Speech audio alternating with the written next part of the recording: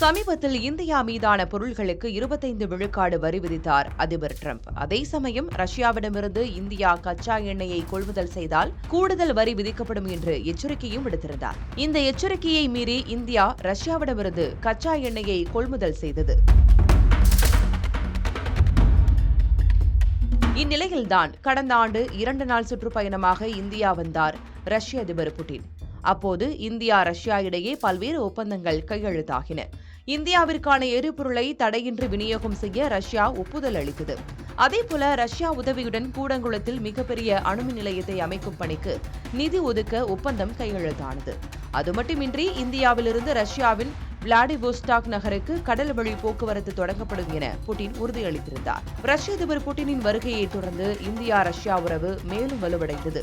இந்நிலையில்தான் வரும் 2030ஆம் ஆண்டுக்குள் 9,16,000 கோடிக்கு வர்த்தகம் செய்யும் இலக்கை நோக்கி ரஷ்யாவும் இந்தியாவும் நடைபோட்டு வருவதாக ரஷ்யாவுக்கான இந்திய தூதர் வினய்குமார் தெரிவித்திருக்கிறார். இந்த விவகாரம் குறித்து நேற்று தனியார் ஊடகம் ஒன்றில் பேசினார். கடந்த ஆண்டு ரஷ்ய அதிபர் புட்டின் இந்தியா வந்திருந்தார். அவரது பயணம் வெற்றிகரமாக அமைந்தது.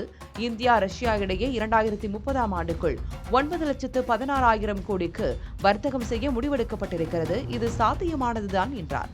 அதே சமயம் உரம், விவசாயம், பொறியியல் ஆகியவற்றில் உள்ள வாய்ப்புகள் மூலம் புதிய வேலை வாய்ப்புகள் அதிகரிக்கும் என்றும் இந்தியா ரஷ்யா இடையேயான வர்த்தகம் பெரும்பாலும் அந்தந்த நாடுகளின் கரன்சிகள் அடிப்படையிலேயே நடப்பதாகவும் கூறினார். வர்த்தகம் மற்றும் பொருளாதாரம் மேம்படும் போது அவரவர் தேசிய கரன்சிகளை பயன்படுத்துவது அதிகரிக்கும் என்றும் இப்படி தடையின்றி நடக்கும் ஒப்பந்தத்தால் இரு நாடுகளின் உறவு மேம்படும் என தெரிவித்தார்.